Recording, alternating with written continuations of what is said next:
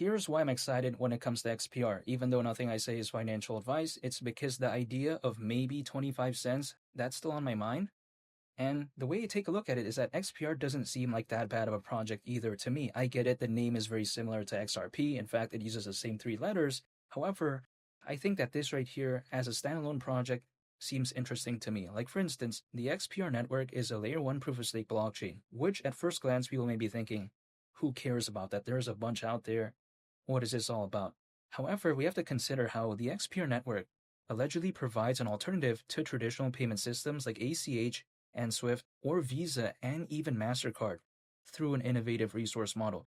That sounds really cool. I think arguably when it comes to XPR, even though some people may think, oh, it's kind of a carbon copy of Ripple or Stellar, which to a certain extent I can see that. However, we have to consider how that doesn't necessarily mean that there won't be maybe attention when it comes to this, because the payments market is currently valued at over $2 trillion, whereas the global trade and finance market is predicted to reach up to $5 trillion in value by 2028. Keep in mind, two markets right there, which Ripple and Stellar are focused on. That's very massive. And if we think about it, Ripple and Stellar, that's just two.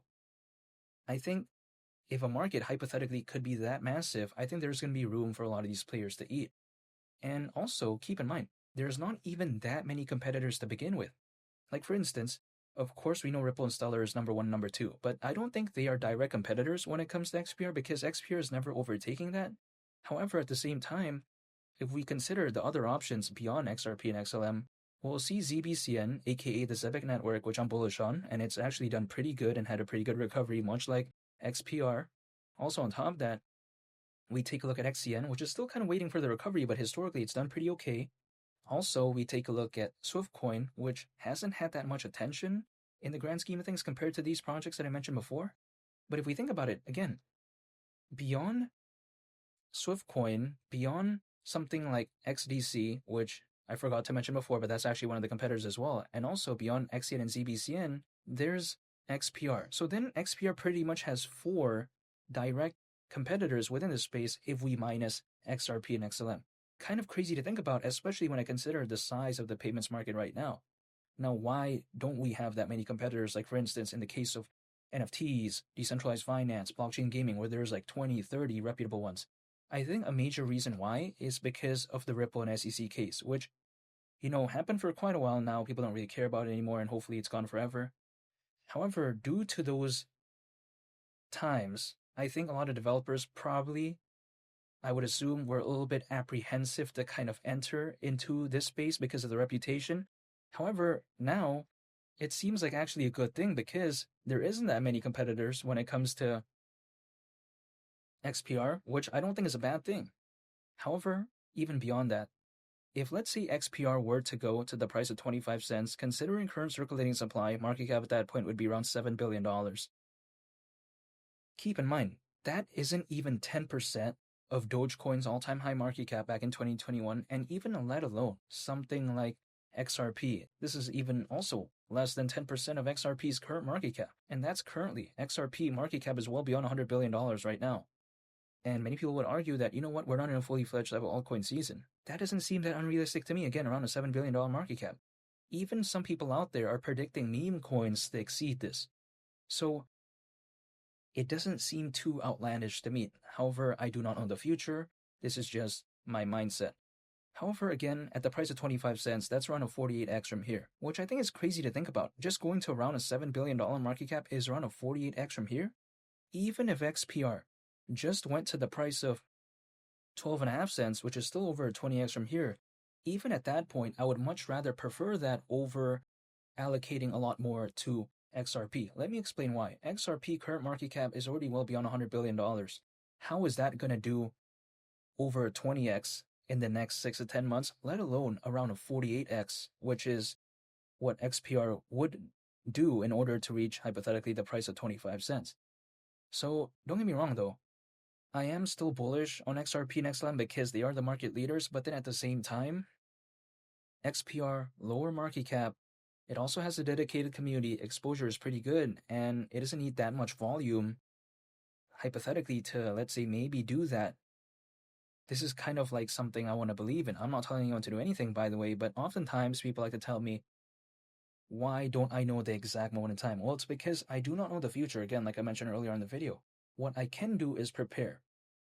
The way I view it is that this is kind of like for me preparing for a moment in which I run a marathon. Like, for instance, if I don't know when I'm going to be running a marathon and I want to run one anyways, if there's the opportunity, what can I do in the meantime? I can just prepare. And that's it.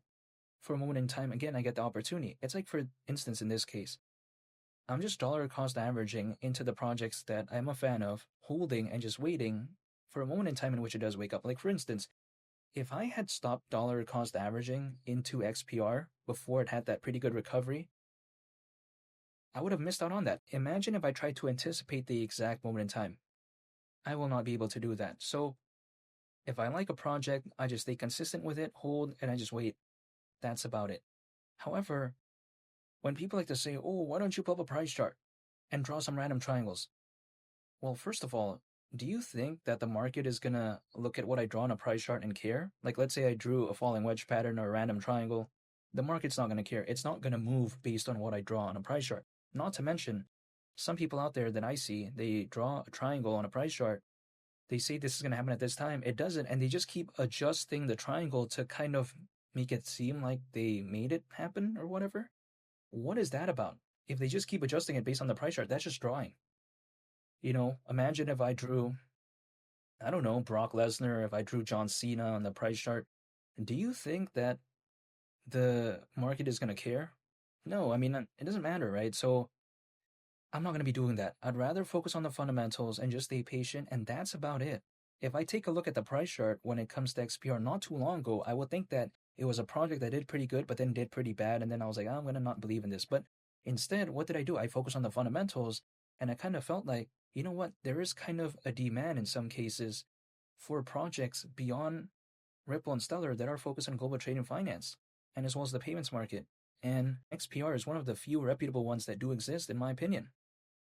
So that's why I stuck with it, but I don't think we're in a fully fledged type of altcoin season yet, which is why I'm still staying patient and just holding, and that's pretty much it. Like, for instance, many altcoins out there are beginning to have a pretty good recovery, but they haven't really broken through, in some cases, their previous or most recent high, right? Like, maybe they had a pretty good run, there's a pullback, and then things are beginning to go up, but then it's still kind of either at that range or still below it, or maybe like even way below it, but then there's still that okay recovery.